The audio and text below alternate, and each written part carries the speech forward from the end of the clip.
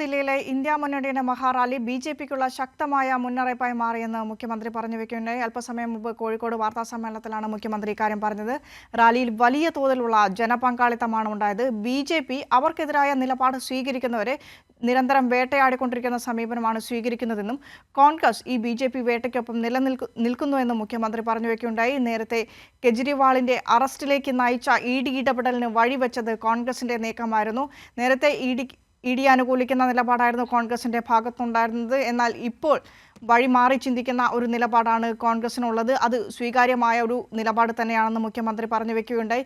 വിവിധ വിഷയങ്ങളിൽ സമഗ്രമായി തന്നെ മുഖ്യമന്ത്രി വാർത്താ സമ്മേളനത്തിൽ മാധ്യമപ്രവർത്തകരോട് സംസാരിച്ചു. പി വി കുട്ടൻ ചേരുന്നുണ്ട് കോഴിക്കോട് നിന്ന് വിശദാംശങ്ങളുമായി. കുട്ടൻ, വാർത്താ സമ്മേളനത്തിന്റെ സമഗ്രമായ വിവരങ്ങൾ, കാരണം വിവിധ വിഷയങ്ങളിൽ സമഗ്രമായി തന്നെ മാധ്യമപ്രവർത്തകരോട് മുഖ്യമന്ത്രി സംസാരിച്ചു. മഹാറാലിയെക്കുറിച്ച് സംസാരിച്ചു തുടങ്ങിയ അദ്ദേഹം ഇഡിയുടെ ഇടപെടൽ, കോൺഗ്രസിന്റെ ഇടപെടൽ, ഒപ്പം വയനാട്ടിലെ രാഹുൽ ഗാന്ധിയുടെ സ്ഥാനാർത്ഥിത്വം, ഏറ്റവും ഒടുവിലായി കാസർഗോഡ് മദ്രസാധ്യാപകൻ റിയാസ് മൗലവിയുടെ വധക്കേസുമായി ബന്ധപ്പെട്ട കേസ് വിധിയിലേക്കും അതിനുശേഷം വരുന്ന മാധ്യമപ്രവർത്തകരുടെ അടക്കം പ്രതികരണങ്ങളിലേക്കും അദ്ദേഹം പോവുകയുണ്ടായി. സമഗ്ര വിവരങ്ങൾ.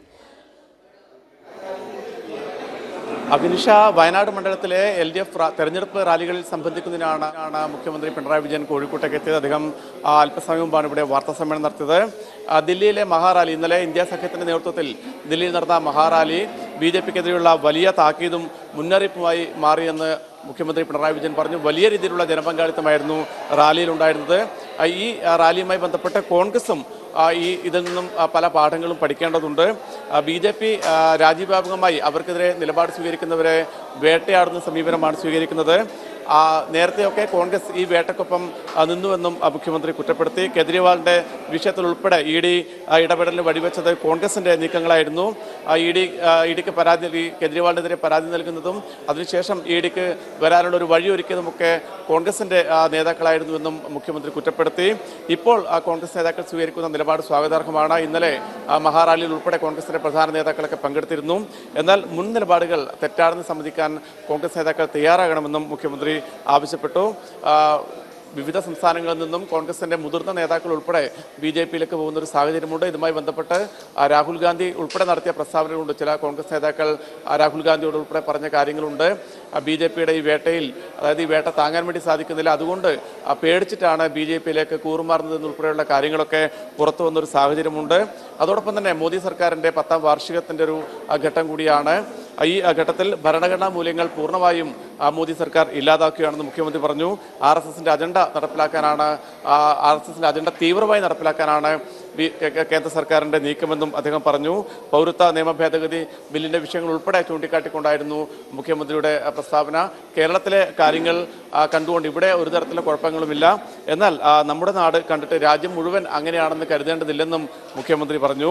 അതോടൊപ്പം തന്നെ രാഹുൽ ഗാന്ധി വയനാട്ടിൽ മത്സരിക്കുന്നതിനെ കുറിച്ചും മുഖ്യമന്ത്രി രൂക്ഷമായ വിമർശനങ്ങൾ ഉന്നയിച്ചു. രാഹുൽ ഗാന്ധി ആരെ നേരിടാനാണ് ഇവിടേക്ക് വരുന്നത്? ഇന്ത്യ മുന്നണിയുടെ പ്രധാനപ്പെട്ട നേതാവായ രാഹുൽ ഗാന്ധി ഇവിടെ വരുന്നത് BJPയെ നേരിടാനല്ല, മറിച്ച് ഇന്ത്യ മുന്നണിക്ക് തന്നെ പിന്തുണ നൽകുന്ന LDFനെ നേരിടാൻ വേണ്ടിയാണെന്നും ഇതിലെന്തൊരു രാഷ്ട്രീയപരമായി ഇത് വളരെ മോശപ്പെട്ട കാര്യമാണെന്നും മുഖ്യമന്ത്രി പറയുന്നു. അതോടൊപ്പം തന്നെ മണിപ്പൂരിലെ അതിക്രമങ്ങൾക്കെതിരെ അതിശക്തമായ നിലപാടുകൾ സ്വീകരിച്ച വനിതാ നേതാവാണ് ആനി രാജ. എന്നാൽ ഇത്തരം സംഭവങ്ങൾ ഉണ്ടാകുന്ന ഘട്ടത്തിലൊന്നും രാഹുൽ ഗാന്ധി ഒരു തരത്തിലുള്ള പ്രതികരണവും നടത്താറില്ല. രാഹുൽ ഗാന്ധിയുടെ പ്രതികരണങ്ങൾ എവിടെയും ഉണ്ടാകാറില്ല എന്നും അദ്ദേഹം പറഞ്ഞു. അതോടൊപ്പം തന്നെ മറ്റൊരു പ്രധാനപ്പെട്ട കാര്യം മുഖ്യമന്ത്രി പറഞ്ഞത് കാസർകോട്ടെ മദ്രസാധ്യാപകനായിരുന്ന റിയാസ് മൗലവിയുടെ വധക്കേസിലെ പ്രതികളെ വെറുതെ വിട്ട സംഭവവുമായി ബന്ധപ്പെട്ടാണ്. ഇത് ഗൗരവമായ വിഷയമാണ്, സാധാരണഗതിയിൽ സംഭവിക്കാൻ പാടില്ലാത്തതാണ് ഇവിടെ നടന്നതെന്നും അദ്ദേഹം പറഞ്ഞു. അന്വേഷണത്തിന്റെ ഓരോ ഘട്ടത്തെയും വളരെ വിശദമായി വ്യക്തമാക്കിക്കൊണ്ടായിരുന്നു മുഖ്യമന്ത്രി വാർത്താ സമ്മേളനത്തിൽ പ്രതിപാദിച്ചത്. അന്വേഷണം മികച്ച രീതിയിലാണ് നടന്നത്. ഈ അന്വേഷണത്തിൽ ഒരു പരാതിയും ഒരു ഘട്ടത്തിലും ആരും ഉന്നയിച്ചിരുന്നില്ല. സർക്കാർ ജാഗ്രതയോടുകൂടി തന്നെ ഇടപെട്ടു. സംഭവം നടന്ന മണിക്കൂറുകൾക്കുള്ളിൽ തന്നെ പ്രതികളെ അറസ്റ്റ് ചെയ്തു. പ്രതികൾ ജാമ്യം പോലും ലഭിക്കാതെ വർഷങ്ങളോളം ജയിലിലായിരുന്നു എന്നുള്ള കാര്യവും മുഖ്യമന്ത്രി എടുത്തു പറഞ്ഞു. 85ാം ദിവസം തന്നെ കുറ്റപത്രം നൽകിയിരുന്നു. മതസ്പർദ്ധ വളർത്താനുള്ള കുറ്റകൃത്യം കുറ്റകൃത്യങ്ങളാണ് നടന്നത്. 97 സാക്ഷികളുണ്ടായിരുന്നു, 375 രേഖകളുണ്ടായിരുന്നു, 87 സാഹചര്യ തെളിവുകളുണ്ടായിരുന്നു. ഇതെല്ലാം പ്രോസിക്യൂഷൻ കോടതിയിൽ ഹാജരാക്കിയിരുന്നു. അന്വേഷണത്തെപ്പറ്റി ഒരു ഘട്ടത്തിലും ആരും ഒരു പരാതിയും ഉന്നയിച്ചിട്ടില്ല. കുടുംബം തന്നെ സർക്കാരിൻ്റെ ഇടപെടലിനെ പ്രത്യേകം എടുത്തു പറഞ്ഞിരുന്നു. എന്നാൽ ഇത്രയൊക്കെ തെളിവുകൾ കോടതിയിൽ ഹാജരാക്കിയിട്ടും വിധിന്യായം ഇങ്ങനെ വന്നത് സമൂഹത്തിൽ വലിയ ഞെട്ടലുണ്ടാക്കിയെന്നും മുഖ്യമന്ത്രി പറയുന്നു. റിയാസ് മൗലവിയുടെ ഘാതകർക്ക് അർഹമായ ശിക്ഷ ലഭിക്കാൻ സർക്കാർ എല്ലാ നിയമ നടപടികളും സ്വീകരിക്കുമെന്നും മുഖ്യമന്ത്രി അറിയിച്ചു. വിനിഷ. കുട്ടൻ, ഇന്ന് മുഖ്യമന്ത്രി പറഞ്ഞു വെച്ച ഒരു കാര്യത്തിൽ പ്രധാനമായ ഒരു കാര്യം, മുഖ്യമന്ത്രിയുടെ പര്യടനം ഇന്ന് വയനാട് മണ്ഡലത്തിലാണ്. വയനാട്ടിലേക്ക് പോകും മുൻപ് മുഖ്യമന്ത്രി പറഞ്ഞു വെച്ചൊരു കാര്യം, ഇന്ത്യ സഖ്യത്തിൻ്റെ പ്രധാന നേതാവ് എന്ന് പറയുന്ന ഒരാൾ ആരെ എതിരിടാനാണ് വയനാട് മണ്ഡലത്തിൽ സ്ഥാനാർത്ഥിയായി വരുന്നത്? നമുക്കറിയാം, ആനി രാജയാണ് LDFിൻ്റെ സ്ഥാനാർത്ഥി. വയനാട് മണ്ഡലത്തിൽ മണിപ്പൂരിലെ അതിക്രമങ്ങൾക്കടക്കം ശക്തമായ നിലപാട് സ്വീകരിക്കുകയും മണിപ്പൂരിലെ അതിക്രമ പ്രദേശങ്ങളിൽ ആദ്യമായി സന്ദർശനം നടത്തുകയും ചെയ്ത വ്യക്തി കൂടിയാണ് ആനി രാജ. ഈ പറഞ്ഞ ഇന്ത്യ സഖ്യ നേതാവ് എന്തിനാണ്, ആരെ എതിരിടാൻ വേണ്ടിയിട്ടാണ്, എന്താണ് അവരുടെ ലക്ഷ്യം എന്നുള്ളത് കൃത്യമായി തന്നെ പറയേണ്ട ഒരു സാഹചര്യത്തിലാണ്. കാരണം കഴിഞ്ഞ ദിവസം ഇന്ത്യ സഖ്യത്തിൻ്റെ നേതാവാണ്, ഇന്ത്യ സഖ്യത്തിൻ്റെ പിന്തുണയോട് കൂടിയാണ് താൻ മത്സരത്തിന് ഇറങ്ങുന്നത് എന്ന തരത്തിൽ പ്രചരണ നോട്ടീസ് അടച്ച് വയനാട് മണ്ഡലത്തിൽ കോൺഗ്രസ്സുകാർ വിതരണം ചെയ്യുകയുണ്ടായി രാഹുൽ ഗാന്ധിക്ക് വേണ്ടി. ഈ ഒരു സാഹചര്യത്തിൽ പൗരത്വ ഭേദഗതി നിയമമടക്കം വലിയ രീതിയിലുള്ള വിഷയങ്ങൾ രാജ്യത്ത് പുകയുമ്പോൾ ഒരു അക്ഷരം മിണ്ടാതിരിക്കുന്ന രാഹുൽ ഗാന്ധി ആരെ എതിരിടാനാണ് വയനാട് മണ്ഡലത്തിൽ സ്ഥാനാർത്ഥിയായി മത്സരിക്കാൻ രംഗത്ത് വരുന്നത് എന്ന മുഖ്യമന്ത്രിയുടെ ചോദ്യം വലിയ രീതിയിലുള്ള രാഷ്ട്രീയ പ്രസക്തി നേടുകയാണ്. അതേപക്ഷെ വലിയ രാഷ്ട്രീയ പ്രാധാന്യമുള്ള വിഷയമാണ് മുഖ്യമന്ത്രി ഉന്നയിച്ചിരിക്കുന്നത്. നേരത്തെ തന്നെ കേരളവും ദേശീയ തലത്തിൽ ഉൾപ്പെടെ വലിയ ചർച്ചയായിരുന്നു രാഹുൽ ഗാന്ധി കേരളത്തിൽ വന്ന് മത്സരിക്കുന്നു എന്നുള്ളത്. കഴിഞ്ഞ തവണയും അത് വലിയ ചർച്ചയായിരുന്നു. ഇത്തവണയാണെങ്കിൽ ദേശീയ തലത്തിൽ തന്നെ വലിയ അശ്രദ്ധേയമായ പ്രവർത്തനങ്ങൾ നടത്തിയ ആനി രാജയാണ് വയനാട്ടിൽ LDFിൻ്റെ സ്ഥാനാർത്ഥിയായി മത്സരിക്കുന്നത്. അവരെ എതിരിടാനാണ് രാഹുൽ ഗാന്ധി വയനാട്ടിലേക്ക് വരുന്നത്. അതുകൊണ്ട് തന്നെ അത് വലിയ രീതിയിലുള്ള രാഷ്ട്രീയ വിമർശനങ്ങൾക്കൊക്കെ ഇടയാക്കിയിരുന്നു. അതേസമയം രാഹുൽ ഗാന്ധിയുടെ പ്രചരണ പോസ്റ്ററുകൾക്കകത്ത് ഇന്ത്യ മുന്നണിയുടെ പിന്തുണയുള്ള UDFിൻ്റെ സ്ഥാനാർത്ഥി എന്നൊക്കെയുള്ള പോസ്റ്റർ വെച്ചതൊക്കെ വലിയ രീതിയിലുള്ള വിമർശനങ്ങൾക്ക് വഴിവെച്ചിരുന്നു. ഈ ഘട്ടത്തിലാണ് രാഹുൽ ഗാന്ധിയുടെ ഈ സ്ഥാനാർത്ഥിയെ സംബന്ധിച്ച് മുഖ്യമന്ത്രി വളരെ ശക്തമായ വിമർശനങ്ങൾ ഉന്നയിച്ചത്. ആരെ നേരിടാനാണ്, ഇന്ത്യ മുന്നണിയുടെ പ്രധാനപ്പെട്ട നേതാവായ രാഹുൽ ഗാന്ധി ആരെ നേരിടാനാണ് കേരളത്തിലേക്ക് വന്നതെന്ന വളരെ പ്രസക്തമായ ചോദ്യമാണ് പിണറായി വിജയൻ ചോദിച്ചിരിക്കുന്നത്. ഇവിടെ അതായത് ഒരു കോൺഗ്രസിൻ്റെ ദേശീയ നേതാവ് എന്ന നിലയിൽ BJPയെ എതിരിടേണ്ട രാഹുൽ ഗാന്ധി കേരളത്തിലേക്ക് വന്നത് BJPയെ നേരിടാനാണോ അല്ല എന്നും LDFിനെ, അതായത് ഇന്ത്യ മുന്നണിക്ക് ഉൾപ്പെടെ പിന്തുണ നൽകുന്ന LDFിനെ നേരിടുന്നതിന് വേണ്ടിയാണ് രാഹുൽ ഗാന്ധി ഇവിടേക്ക് എത്തിയത്. ഇതിൽ എന്തൊരു രാഷ്ട്രീയ ധാർമ്മികതയാണുള്ളതെന്നും മുഖ്യമന്ത്രി ചോദിച്ചു. അതോടൊപ്പം തന്നെ ആനി രാജ ദേശീയ തലത്തിൽ നടത്തിയ ഇടപെടലുകൾ മണിപ്പൂരിലെ വിഷയത്തിലായാലും പൗരത്വ നിയമ ഭേദഗതി ബില്ലിൻ്റെ വിഷയത്തിലായാലും ഒക്കെ ആനി രാജ വളരെ ശ്രദ്ധേയമായ നിലപാടുകൾ സ്വീകരിച്ച വനിതാ നേതാവാണ്.